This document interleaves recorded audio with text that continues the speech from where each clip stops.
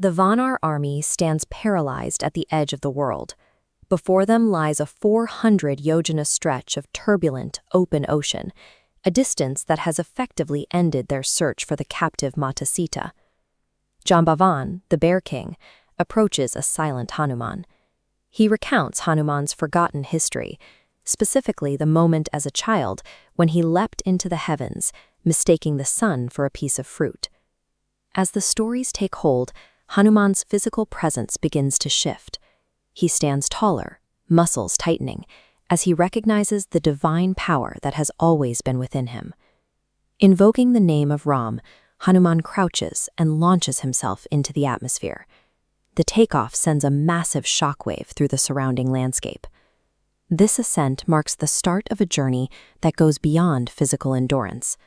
Hanuman is now a projectile of pure intent, heading toward a horizon that no other member of the army dared to approach. Hanuman is a lone figure against the massive blue of the ocean.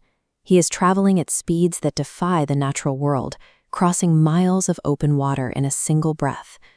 Suddenly, the sea god commands the golden mountain Mainak to rise from the depths.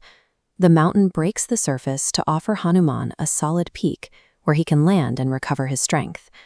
Hanuman touches the peak briefly in a gesture of respect, but refuses to stop. He informs the mountain that while he is on Ram's mission, the very concept of rest is a violation of his duty. He leaves the golden mountain behind as quickly as it appeared. He remains in the air, choosing the strain of flight over the luxury of the shore. His progress is soon blocked by Sursa, the mother of Nagas.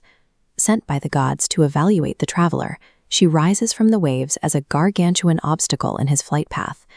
Sursa reveals her divine mandate. No one passes without entering her mouth. She expands her jaws, creating a cavernous void he cannot fly around. Hanuman forces her to expand her mouth even further by growing his own body to a massive size. Then, in an instant, he shrinks to a mosquito, flies into her mouth, and zips back out before she can snap her teeth shut. By fulfilling the letter of her boon without being consumed, Hanuman satisfies the goddess. Sursa acknowledges his cleverness and grants him her blessing to continue. As night falls, the silhouette of Lanka finally appears. Hanuman lands on the tropical, jagged coast of the island fortress. To enter the city unnoticed, he uses his Ati Lagu Roop to shrink down to a microscopic size. He intends to navigate the fortifications as a ghost, avoiding the thousands of demon guards patrolling the walls. At the main gate, he is confronted by Lankini. As the city's guardian spirit, she can see through his disguise and immediately moves to crush the intruder. Hanuman drops his stealth and strikes her with a single concentrated punch. The impact is enough to shatter her defense and drop the guardian of the city to the ground. Lankini recognizes the blow. An ancient prophecy held that her defeat by a Vanar would signal the end of the demon empire. For Ravana's city, the clock has started.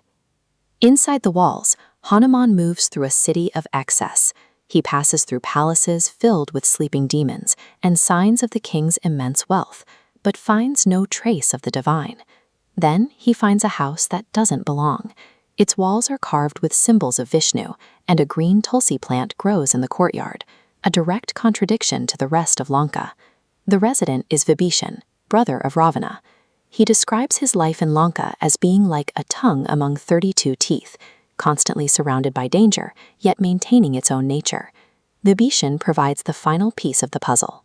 He tells Hanuman that Mata Sita is being held in the Ashok Vatika, a garden outside the palace, under the constant watch of demon guards. Hanuman decides to wait for the cover of total darkness. He chooses to maintain his small form to reach the garden, prioritizing his message to Sita over an immediate confrontation with the palace guards. With the location confirmed, Hanuman moves toward the Ashok Vatika. The first stage of his mission is complete, but the most delicate meeting of the journey is about to begin under the midnight sky.